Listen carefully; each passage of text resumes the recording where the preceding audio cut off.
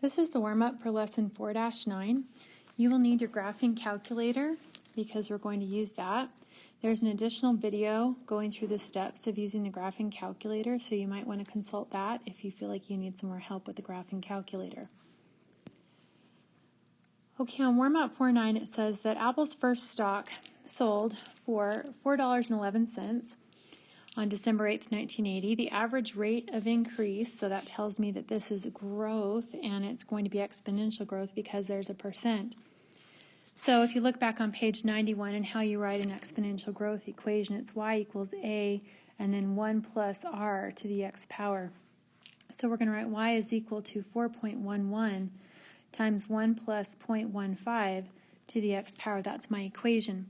So you're going to go to your calculator, and in the y equals menu, you're going to type that equation. And again, you can look at the video specifically on the graphing calculator if you would like to see that. So using my graphing calculator, I'm going to make my table, and it says that we can round to the nearest dollar. And so the numbers that you should get on your calculator are going to be these. And this is rounded to the nearest dollar. If you're not getting these numbers, then you need to go back and look at how you're entering your equation and maybe watch the video on the graphing calculator to make sure that you're doing things the right way. And so on my graph, I'm going to, across the y-axis, do time in years. And across the y-axis, that's going to be the value.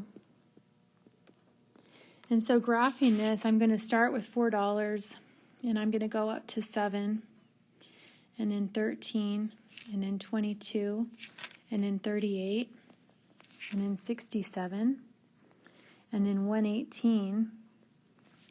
And then since I'm graphing the equation, I'm going to connect these points, and it's going to make an exponential equation, and that's representing the rate of growth of this stock. For number 3, it says write a new equation, but this time our rate of increase is only going to be 13%. So in my previous equation, I'm going to change that 0.15 to a 0.13, and that's the only thing that's changing. So I'm going to have 4.11 times 1 plus 0.13 to the x power. So you're going to go back to your graphing calculator, and in your y equals menu, you're going to just change the equation that you had before so that it now says 0.13 instead of 0.15. Make your table, and then again round into the nearest dollar. The numbers that you should be getting are 4, 7, 11, 18, 29, 47, and 77. And so again, if those aren't the numbers that you're getting, you need to go back and look and see how you typed this in your calculator. So I'm going to go back and graph this. And so this one's only at 11, and then 18. So it's not growing as fast, and that's the thing that you want to notice, that it's not getting as big as quickly. And that's because it's a lower rate of growth.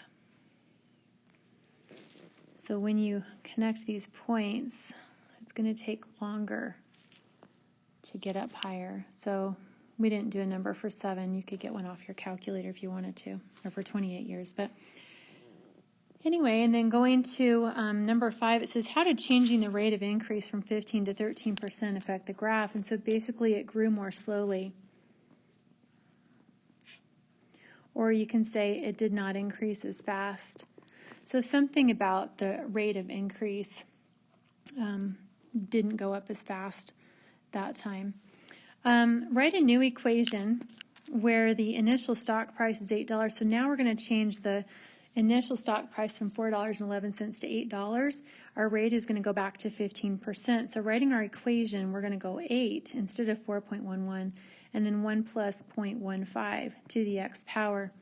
Go back to your calculator, change your equation in your y equals menu to this new one. Go to your table, and the numbers that you should get if you round to the nearest dollar are 8, 14, 24, 43, 75, 131, and 229. And so when I go to graph that, I'm going to be starting higher. It's actually growing at the same rate as my original green graph, but because we're starting higher, it's always going to be higher. It's kind of like if you and I are both saving money or getting a percent increase. If one of us starts with more money, that one person will always have more because they just had a head start. And so it's not that, the purple one's growing faster than the green one, it's just that it started higher. And so that's how that's going to look. And then the next question just said, how did changing the initial stock price from $4.11 to $8 affect the graph? And we're just going to say it started higher.